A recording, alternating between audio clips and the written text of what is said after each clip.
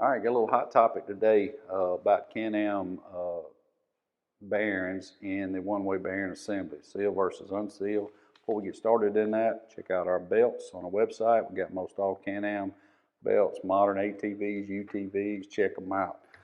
Keep up with us on the socials. We've had Facebook page for a while, Hunterworks, brand new Instagram page at Hunterworks1. My son just started working here, created that for us. Keep up with what's going on YouTube. Subscribe, like, ring the bell, do all that good stuff. You can keep up with us.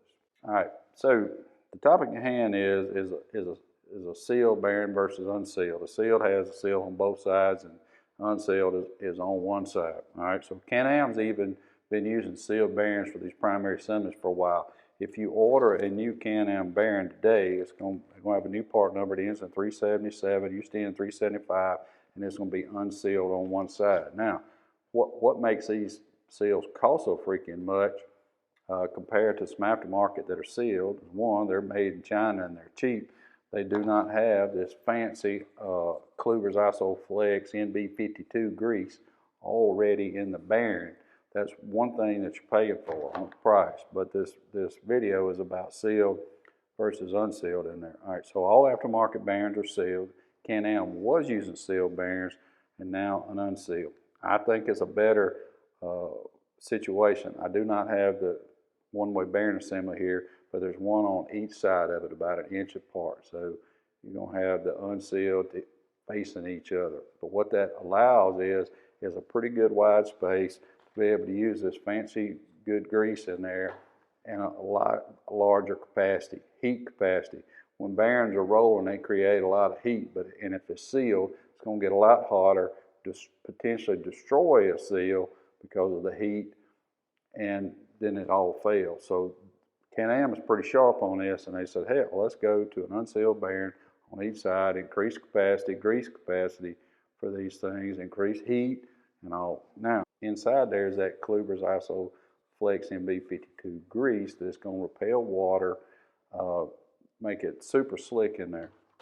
Another thing to consider, and people may argue with you, is that, well, if a seal goes bad, you only had the one, and water and dirt's going to get in there. Well, what if this was a seal bearing in there and the same outside seal failed on you? Water and dirt's getting in that bearing as well and ruining it.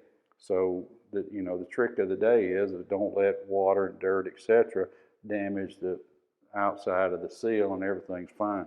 But in the event that water does get in, you got a larger carrying capacity and a super high quality grease that repels it out. So that's my spiel on bearings. I highly recommend do not buy aftermarket bearings. I know they're cheaper. Most of them are made in China. The quality of them is not great. I looked, these are made in Taiwan, but it's high quality bearing. Get the OEM. They're available on our website. Yes, it costs more. But the reasons why I just said, and one of the bigger reasons on price is because of this grease that's already in them. The grease is on our website too for when you're installing new bearings in your one-way assembly. All right, got any questions?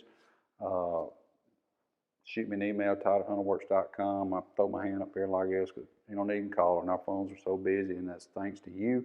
We appreciate it. Belts, social media, ring them bells. Thank you.